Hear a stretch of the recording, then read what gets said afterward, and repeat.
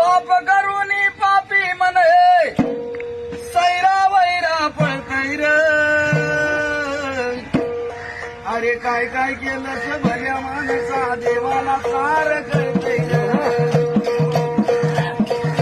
काय काय केलं भल्या माणसा देवाला सार कळतय र.